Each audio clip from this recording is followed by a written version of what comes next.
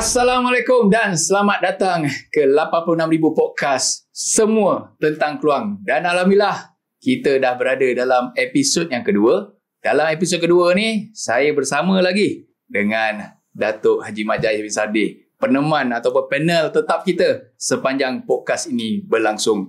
Dan hari ni tajuk kita lebih kepada orang kata berat sikit, berkenaan dengan keusahawanan. Jadi dalam konteks ini, Tok, sebelum tu alhamdulillah Tok, kita punya TikTok punya channel dah 1,000 followers. Alhamdulillah 1,000? Dah 1,000 followers dalam masa beberapa hari saja. Dan itu membolehkan kita untuk buat live. Sebab dia panas kot. Jadi hari ni kita akan simbah minyak lagi. Kita akan bakar lagi podcast ini. Jadi Tok, sebelum tu kita nak tanya lah dulu, apa perkembangan Datuk baru-baru ni, apa Datuk buat, apa ada tak aktiviti-aktiviti yang terbaru ni? Assalamualaikum kepada semua saudara followers kan. Selamat datang kepada semua followers ke kita punya platform podcast 86,000 ni. Actually 2 bulan ni sebenarnya saya tengah tumpu untuk saya menulis tesis saya chapter 1 to 3. Tapi susah juga nak break sebab ada je program-program yang orang masih lagi nak jemput kita sebagainya kan. So pagi tadi kita bersama dengan tentera. Okay. Dia projek jiwa murni dekat Kampung Kolam Air. Kampung Kolam Air. Dan dia baik pulih Balai Raya. Dan ni sekejap lagi ada program lain pula. Jadi memang tak boleh. Itulah minggu lepas saya cakap kan, orang politik ni memang tak boleh nak benci. Ada je. Datuk mungkin lepas keluar podcast ni Datuk lagi busy rasanya. Tapi 2 bulan tak boleh lah. Saya kena kontrol. Kena kontrol kan? To control my time. So kena book appointment dululah.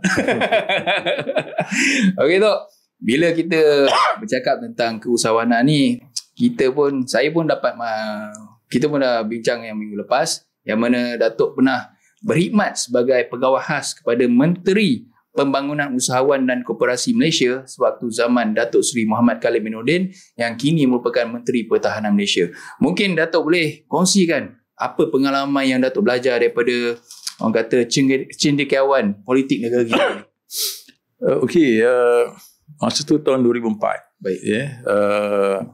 Datuk Khalid Nordin masa tu dia bos saya lah dalam politik. Dia antara mentor saya yang banyak bagi ruang dan banyak bagi platform untuk saya berkelana dalam kembara politik ni.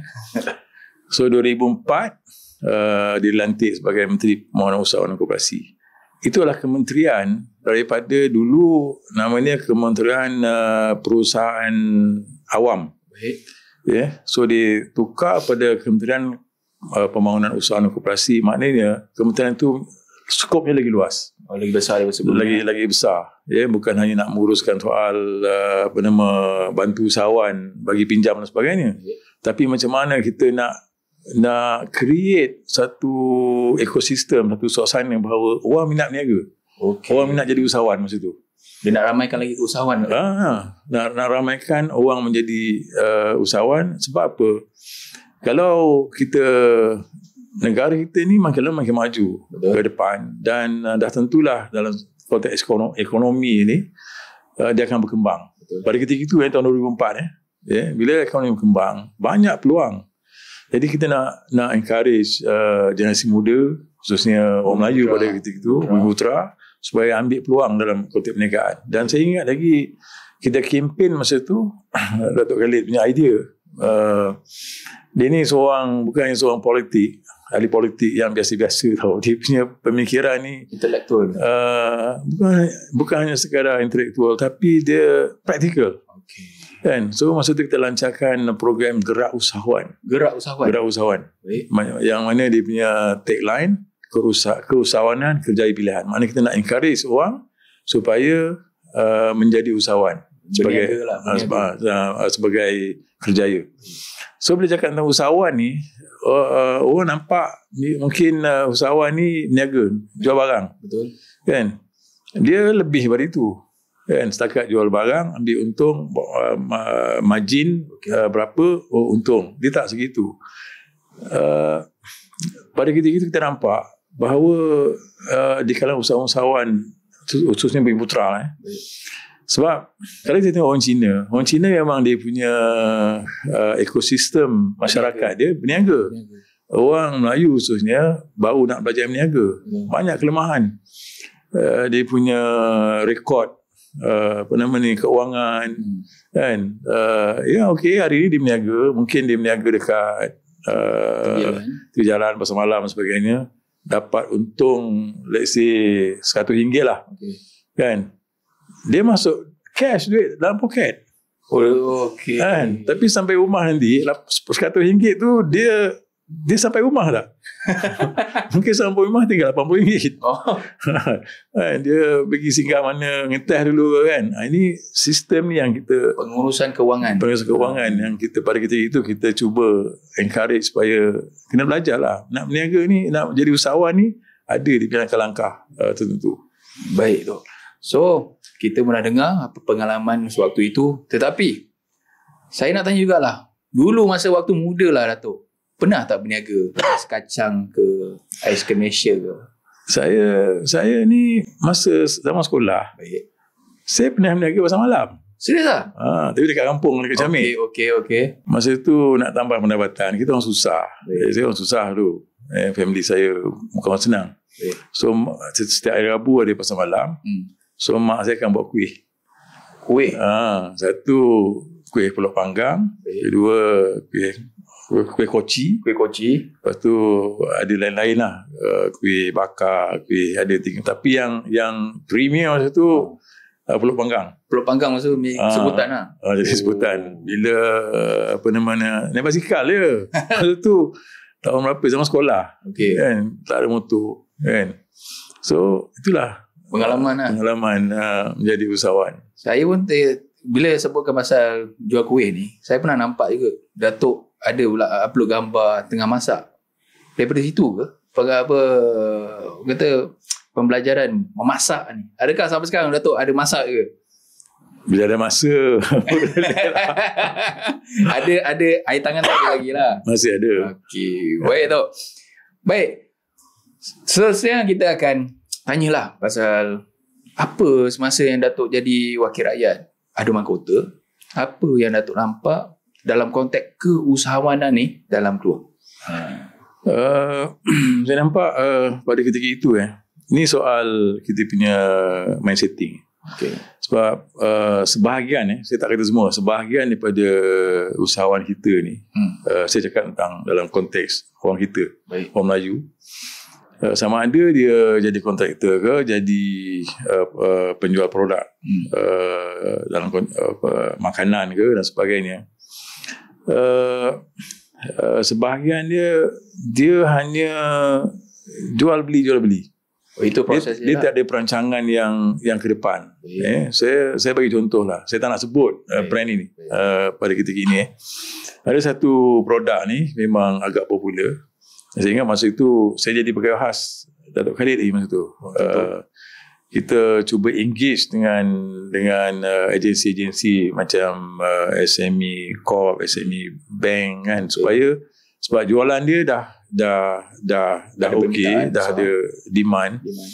Jadi kita nak bantu dia supaya dapat pinjaman, supaya dia boleh lebih ke depan.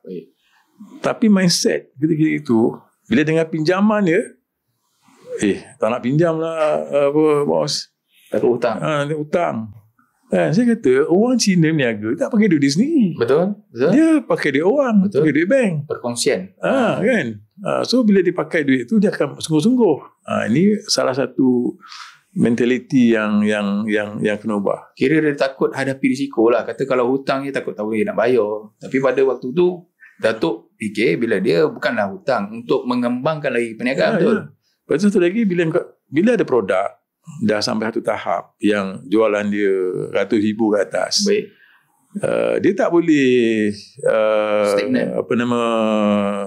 buat produk tu, keluarkan produk tu kat dapur rumah. Maksudnya dia buat. Saya jumpa satu usahawan dekat Taman Matahari. Saya tak nak sebut siapa nama usahawan ni. Setiap setahun dia berniaga 6 bulan je. 4 bulan sebelum raya dan 2 bulan selepas raya. Okey. Dan dia punya sale cecah 1 juta. Orang Taman Matahari. Orang sama matahari. Saya rasa macam tahulah. Saya tak nak sebut nama lah kan. Baik. Dan sampai ke tahap supplier datang bagi hantar kat dia, hantar tepung, hantar bekas balang kuih dan sebagainya. Dia tak siap saya Conalot tempat dia kan. Janganlah sebut. Dia banyak Conalot Dia banyak Conalot Tak maknanya sale dia setahun 6 bulan kerja tu dia sebab dia pulun 6 bulan untuk raya kan. 4 bulan dia start buat produk, then 2 bulan tu dia jual.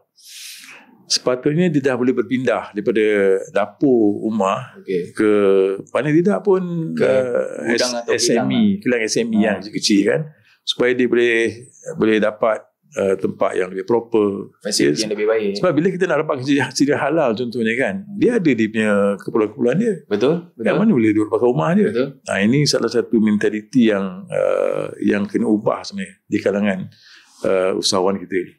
Okey bos. Okey Datuk.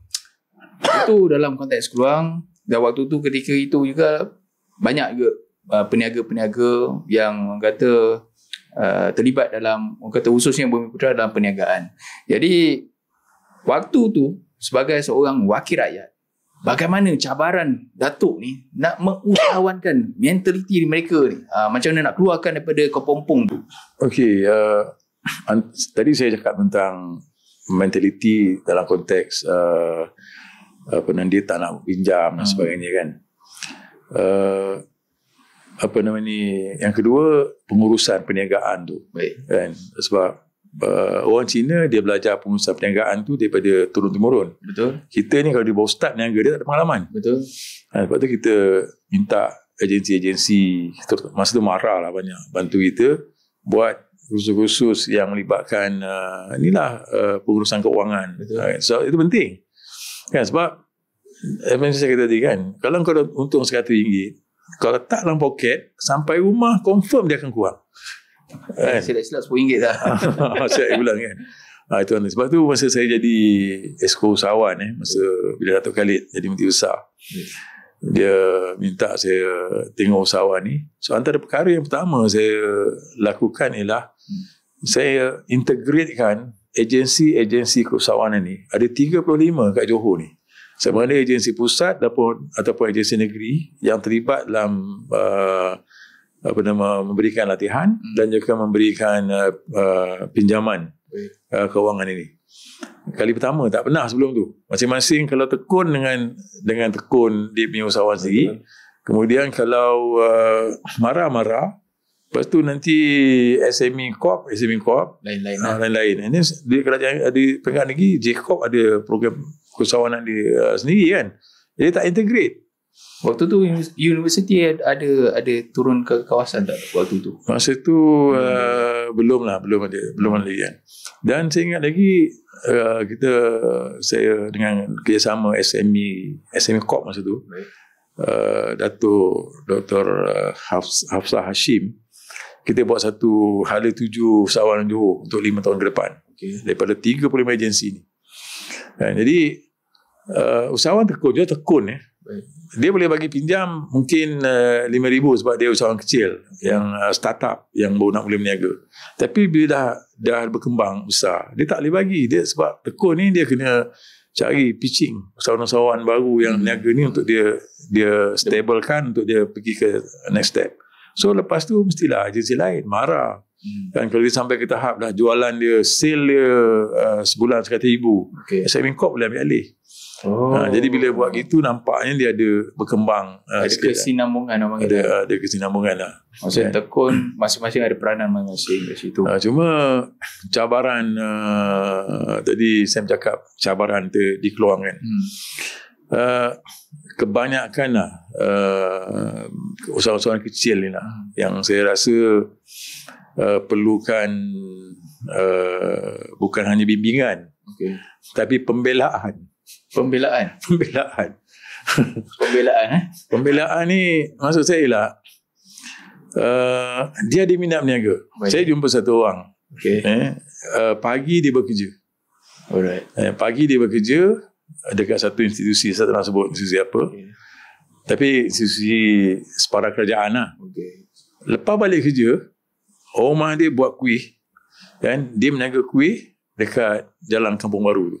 Okay. Kan? Tepi jalan. Tumpang lah tepi jalan ni kan. Gerai kecil lah. Bukan gerai, dia buka lah table dia. Payung. Kan? Payung. Mungkin dari pukul 5 sampai pukul 7, 2 jam je. Okay. Kan? Boleh sebut apa? Dia angka apa tu? Kuih-kuih. Kuih-kuih sajalah. Kuih-kuih. Okay. Untuk punya petang punya ni lah. Makanan. Tapi pihak apa nama ni PBT lah. PBT. Kan? Apa nama ni bagi peringatan kan. Compound. Masa belum lagi. Belum lagi. Tapi kalau tu nak berniaga kan. Patutnya kalau dia berniaga 2 jam kan. Kalau ada lesen yang sepatutnya bagilah. 2 jam je pun. Kan? Orang kata bagi muka lah. Bagi dia dah ada keusahawanan tu. Kan? Tapi terhalang dengan penguasa yang birokrasi ataupun SOP lah. Tu. Pada ketika itulah. Saya bukan cakap sekarang tu. Saya cakap pada ketika itu. 10 tahun dulu kan. Dan untuk ketika ini nanti bos. Lagi panas lagi. Dan akhirnya saya panggil. Dan akhirnya dapatlah dia berniaga. Sebab cakap saya. Ini pendapatan tambahan. Rumah saya tak ada kerja. Dia bawa kuih. Saya tolong jualkan dia. 2 jam lebih kurang. Lepas tu saya balik lah. Kan. Jadi akhir sekali dia tutup ataupun dia masih buka. Akhir ni bila saya panggil yang berkaitan kan, tak tempat yang disekir, okey lah. Sebab peniaga kuih ni memanglah dia kena tepi jalan. Betul. Sebelah petang. Sebab apa? Sebab orang nak balik rumah, lalu lalang dia nampak orang jual kuih, dia berhenti. Betul. Kan, dia tak akan, sebab orang nak balik rumah kan, orang balik kerja pukul 5 contoh kan, dia nak sampai rumah sebelum pukul 6. Berhenti kejap lah. Kalau nak suruh orang ni pergi tempat restoran dan sebagainya, dia terpaksa pergi jalan parking. Tak jadi. Jadi itu pun nak kena ada pertimbangan juga kan. Bukan sekadar mentaliti usahawan, tetapi mentaliti pihak-pihak yang berkaitan. Pihak-pihak berkaitan lah kita nak sebut Baik tu. Sebelum kita beralih kepada segmen yang seterusnya, jadi saya suka tanya kepada Datuk berkaitan dengan ialah waktu Datuk jadi wakil rakyat, ada tak produk-produk anak jati Keluang ni yang boleh dikatakan dibanggakan lah, boleh sampai keluar negara dan jadi kata signifikan. Orang kata bila sebut jenama ni, orang Keluang. Salah satunya ni produk Wak Tunut di Kampung Tengah. Itu antara yang saya juga minta masa tu saya berkawas Menteri Pengusahaan. Juga saya minta agensi yang bantu dia untuk soal produk dia. Maknanya produk tu rasanya sedap dan sebagainya. So dari packaging kadang-kadang masalah kita kan. Dan antara yang popular sampai sekarang ialah dia punya rempeyek. Rempeyek betul. Dan rempeyek ni sampai ke New Zealand. Saya terkejut. Sebab pada ketika itu saya ada trip kementerian ke New Zealand, saya terjumpa. Tapi namanya bukannya rempeyek. Betul. Malay bean crackers. Dia tukar nama. Rupa-rupanya Singaporean. Sebab Wak Tunut ni daripada dulu dia juga bukan setakat kilang ataupun keluarkan produk. Tapi juga pelancong datang. Dan sebahagian daripada Singapura datang. Jadi ada satu Chinese ni, dia rasa sedap, dia ambil secara in-bulk, dia repackage atau dijual balik. Malay bean crackers. So dia daripada Singapura, dia hantar ke New Zealand masa itu. Itu pun waktu tu pun antaranya yang Abang kata mendapat limpahan daripada inisiatif daripada pihak kajian. Termasuklah tadi bimbingan. Dan saya lihat dulu daripada dapurnya kecil, kemudian dia kembangkan ke belakang tu. Macam dah kilang kecil lah. Dan brand tu dulu Wak Tunut. TUNOT. Tapi bila dia sampai ke international, dia dah jadi nombor 2 Not. Orang putih dia sebut Wak Tunut ni apa Wak Tunut ni kan? What is that? Jadi Tunut, so catchy sikit lah kan. Branding lah. Selain daripada Wak Tunut, Datuk ada tak produk lain yang boleh dikatakan walaupun tak sampai ke peringkat internasional, tetapi boleh dibanggakan. Satu lagi ni kopi, Real Coffee. Real Coffee. Ada kopi ni lebih dulu. Dan saya pernah jumpa pelancong Singapura naik kereta api daripada Singapura. Masa saya wakil rakyat ni. Saya berbual itu, saya tanya daripada mana Singapura, ada apa? Datang sini nak minum kopi, and then nak pergi ada beberapa kedai lain, ni petang balik semula. Naik kereta api. Semata-mata? Semata-mata. Waktu tu masih dekat stesen lama? Stesen lama. Sebelum, masa tu dia masa belum buka cawangan kot. Masih kekal di situ lagi lah? Masa di situ. Yang di stesen api tu. Dia semata-mata dari Singapura datang? Ya. Dahsyat. Dan ramai sebenarnya orang Singapura datang. Dan saya turut berbangga, Datuk. Sebab bila saya masa tinggal di Kuala Lumpur, saya tengok ada keluang Real Coffee. Rasa bangga jadi anak keluang. Baik, untuk itu saja kita punya segmen yang pertama. Sebab kita simpan dulu peluru yang ada sekarang ni. Saya nampak Datuk dia dah tak sabar untuk membuka ruangan yang lebih panas. Jadi sebelum tu kita akan ke segmen kedua. Kita bersama dengan tetamu jemputan kita, dan kita akan jumpa sampai sini segmen kedua dalam 86,000 podcast, semua tentang keluang.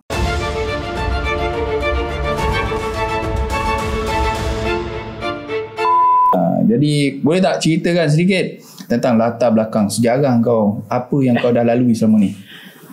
So jadinya perjalanan saya buka bisnes ni bukannya singkat, tapi makan tahun hingga 5-6 tahun lah.